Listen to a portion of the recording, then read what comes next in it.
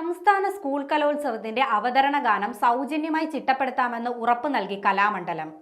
ഇതു സംബന്ധിച്ച ഉറപ്പ് കലാമണ്ഡലം രജിസ്ട്രാർ വിദ്യാഭ്യാസ മന്ത്രിയുടെ ഓഫീസിന് നൽകി. വിദ്യാർത്ഥികളെ സൗജന്യമായി പഠിപ്പിക്കാമെന്നും സർക്കാരിന് കലാമണ്ഡലം ഉറപ്പ് നൽകിയിട്ടുണ്ട്.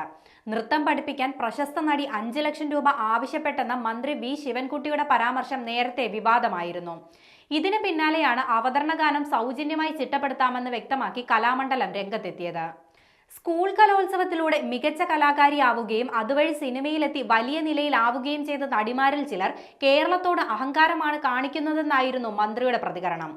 16,000 കുട്ടികളെ പങ്കെടുപ്പിച്ച് ജനുവരിയിൽ നടക്കുന്ന സംസ്ഥാന സ്കൂൾ കലോത്സവത്തിൽ അവതരണ ഗാനത്തിന് വേണ്ടി പ്രശസ്ത സിനിമാ നടിയോട് കുട്ടികളെ 10 മിനിറ്റ് ദൈർഘ്യമുള്ള ഒരു നൃത്തം പഠിപ്പിക്കാമോ എന്ന് ആരാഞ്ഞിരുന്നു. അവർ അതിന് സമ്മതിക്കുകയും ചെയ്തു. എന്നാൽ അതിന് 5 ലക്ഷം രൂപയാണ് പ്രതിഫലമായി നടി ചോദിച്ചത്. വിദ്യാഭ്യാസ മന്ത്രി എന്ന നിലയിൽ ഇത് ഏറെ വേദനിപ്പിച്ചെന്നും ഇത്രയും വലിയ തുക നൽകി കുട്ടികളെ സ്വാഗതഗാനം പഠിപ്പിക്കേണ്ട എന്ന് തീരുമാനിച്ചുവെന്നും അദ്ദേഹം പറഞ്ഞിരുന്നു. സാമ്പത്തിക മോഹികളല്ലാത്ത എത്രയോ നൃത്ത അധ്യാപകരുണ്ടെന്നും അവരെ ഉപയോഗിച്ച് സ്വാഗതഗാനം പഠിപ്പിക്കാൻ തീരുമാനിച്ചതായും മന്ത്രി പറഞ്ഞു.